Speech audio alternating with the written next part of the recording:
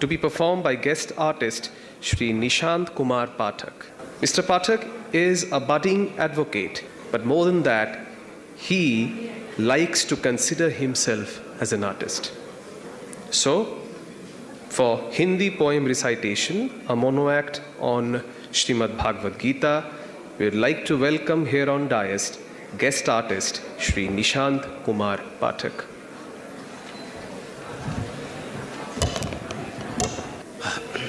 पूज्य सचिव महाराज, प्राचार्य महाराज एवं अन्य रामकृष्ण संघ के वरिष्ठ सन्यासीगण, सद्य विद्यापीठ के शिक्षण कर्मचारी एवं छात्र, अभिभावक, अतिथि और आज इस विशेष समारोह में उपस्थित एसडीओ सर, डीईओ सर और हम सबके पसंदीदा सभापति महाराज जी, आप सभी को मेरा सादर प्रणाम।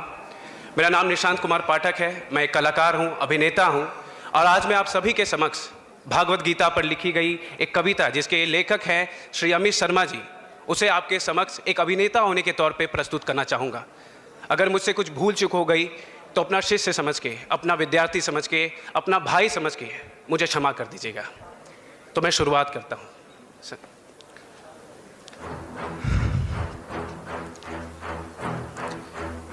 तलवार, धनुष और पैदल सैनिक कुरुक्षेत्र में खड़े हुए, रक्त पिपासु महारथी एक दूजे सम्मुख अड़े हुए। कई लाख सेना के सम्मुख पांडव 5 बिचारे थे। एक तरफ थे योद्धा सब, एक तरफ समय के मारे थे।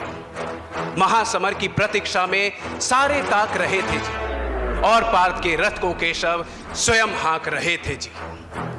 रणभूमि के सभी नजारे देखन में कुछ खास लगे। माधव ने अर्जुन को देखा, अर्जुन उन्हें उदास लगे। कुरुक्षेत्र का महासमर एक पल में तभी सजा डाला। 5 जन्य उठा कृष्ण ने, मुख से लगा बजा डाला। हुआ शंखनाद जैसे ही सबका गर्जन शुरू हुआ। रक्त बिखरना हुआ शुरू और सबका मर्दन शुरू हुआ। कहा कृष्ण ने, उठ पार्थ और एक आंख को मींच जरा, गांडी पर रख बाणों को, प्रत्यंचा को खींच जरा। आज दिखा दे रणभूमि में योद्धा की तासीर यहाँ, इस धरती पर कोई नहीं अर्जुन के जैसा वीर यहाँ। सुनी बात माधव की तो अर्जुन का चेहरा उतर गया। एक धनुर्धारी की विद्या मानो चूहा कुतर गया। बोले पार्थ, सुनो कान्हा, जितने ये सम्मुख खड़े हुए हैं, हम तो इनसे सीख सीख कर सारे भाई बड़े हुए हैं। इधर खड़े बाबा भीष्म ने मुझको गोद खिलाया है। गुरु द्रोण ने धनुष बाण का सारा ज्ञान सिखाया है। सभी भाई पर प्यार लुटाया कुंती मात हमारी ने। कमी कोई नहीं छोड़ी थी प्रभु माता गांधारी ने। ये जितने गुरुजन खड़े हुए हैं सभी पूजने लायक हैं। माना दुर्योधन दुशासन थोड़े से नालायक हैं। मैं अपराध क्षमा करता हूँ, मैं अपराध क्षमा करता हूँ, बेशक हम ही छोटे हैं। ये जैसे भी हैं आखिर माधव सब ताऊ के बेटे हैं। छोटे से भूभाग की खातिर हिंसक नहीं बनूंगा मैं। स्वर्ण ताकर अपने कुल का विध्वंसक नहीं बनूंगा मैं। खून सने हाथों को होता राजभोग अधिकार नहीं। परिवार मारकर गद्दी मिले तो सिंहासन स्वीकार नहीं। रथ पर बैठ गया अर्जुन, मुंह माधव से मोड़ लिया। आंखों में आंसू भरकर गांडी वहां से छोड़ दिया। गांडी वहां से जब छूटा माधव भी कुछ अकुलाए थे। शिष्य पार्थ पर गर्व हुआ, मन ही मन हर्षाए थे। मन में सोच लिया अर्जुन की बुद्धि ना सटने दूंगा। समर भूमि में पार्थ को कमजोर नहीं पड़ने दूंगा। धर्म बचाने की खातिर एक नव अभियान शुरू हुआ।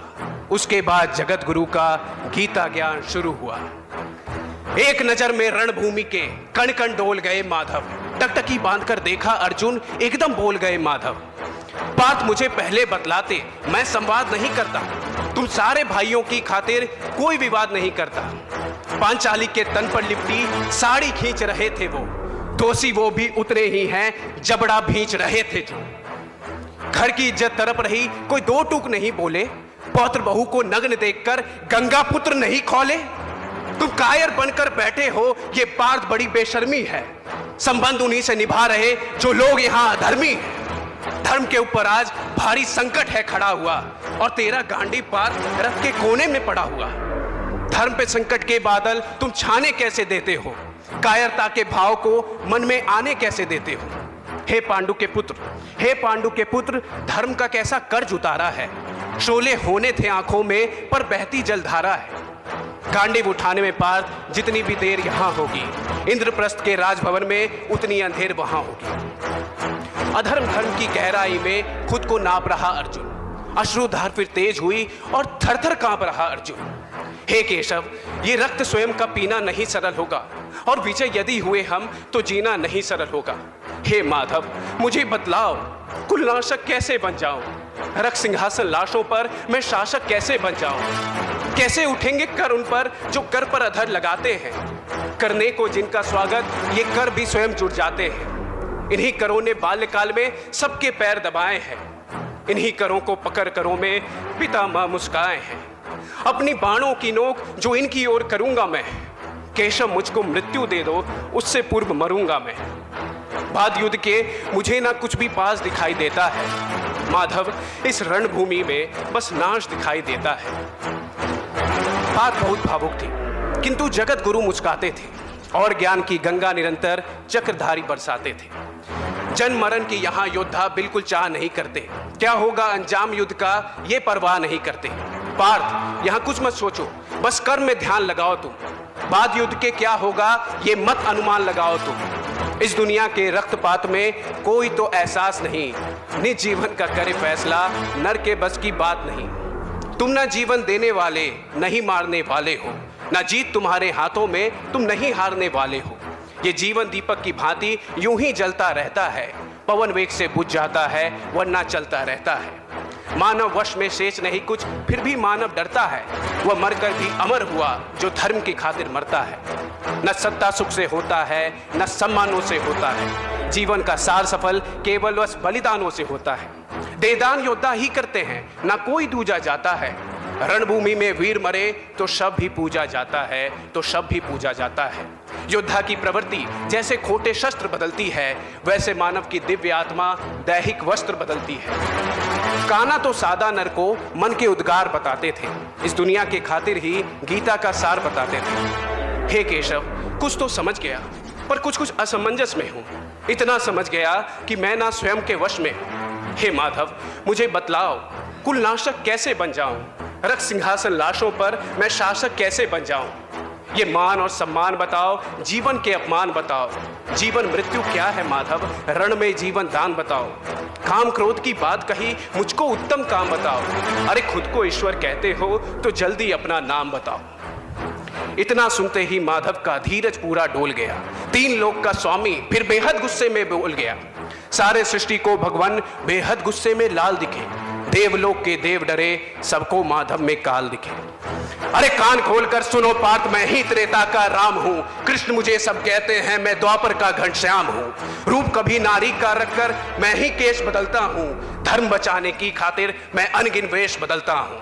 विष्णु जी का दशम रूप मैं परशुराम मतवाला हूँ। नाग कालिया के फन पे मैं मर्दन करने वाला हूँ। अरे बाकासुर और महिषासुर को मैंने जिंदा गाड़ दिया। नरसिंह बनकर धर्म की खातिर हिरण्यकश्यप फाड़ दिया। रथ नहीं कहीं भी चलता है, बस मैं ही आगे बढ़ता हूं। गांडीव हाथ में तेरे है, पर रणभूमि में मैं लड़ता हूं। इतना कहकर मौन हुए, खुद ही खुद सकुचाए केशव। पलक झपकते ही अपने दिव्य रूप में आए केशव। दिव्य रूप मेरे केशव का सबसे अलग दमकता था। कई लाख सूरज जितना चेहरे पर तेज चमकता था। इतने ऊंचे थे भगवान, सर में अंबर लगता था, और हजारों भुजा देख अर्जुन को डर लगता था। माँ गंगा का पावन जल उनके कदमों को चूम रहा था, और तर्जनी उंगली में भी चक्र सुदर्शन घूम रहा था। जैसे ही मेरे माधव का कद थोड़ा सा बड़ा हुआ, सहमा सहमा सा था अर्जुन एकदम रस से खड़ा हुआ। माँ गीता के ज्ञान से सीधे हृदय पर प्रहार हुआ। मृत्यु के आलिंगन हेतु फिर अर्जुन तैयार हुआ। मैं धर्म भुजा का वाहक हूँ, कोई मुझको मार नहीं सकता। जिसके रथ पर भगवान हो वो युद्ध हार नहीं सकता। जितने यहाँ अधर्मी हैं चुन चुन कर उन्हें सजा दूंगा। इतना रक्त बहाऊंगा, धरती की प्यास बुझा दूंगा। नदियों की कलकल, सागर का शोर सुनाई देता था। पार्थ में केशव को बस यमराज दिखाई देता था। रण में जाने से पहले उसने एक काम किया। चरणों में रखा शीश अर्जुन ने केशव को प्रणाम किया। जिधर चले बाण पार्थ के सब पीछे हट जाते थे। रणभूमि के कोने कोने लाशों से पट जाते थे। कुरुक्षेत्र की भूमि पे नाच नचाया अर्जुन ने, सारी धरती लाल हुई, कोहराम मचाया अर्जुन ने। बड़े बड़े महारथियों को भी नानी याद दिलाई थी, मृत्यु का वो तांडव था जो मृत्यु भी घबराई थी। ऐसा लगता था सबको मृत्यु से प्यार हुआ है जी, ऐसा धर्मयुद्ध दुनिया में पहली बार हुआ है जी। अधर्म समूचा नष्ट किया पार्थ ने कसम निभाई थी, इंद्रप्रस्थ के राजभवन पर धर्मभुजा लहराई थी, धर्मराज के शीश के ऊपर राजमुकुट की छाया थी, पर सारी दुनिया जानती थी ये बस केशव की माया थी, ये बस केशव की माया थी।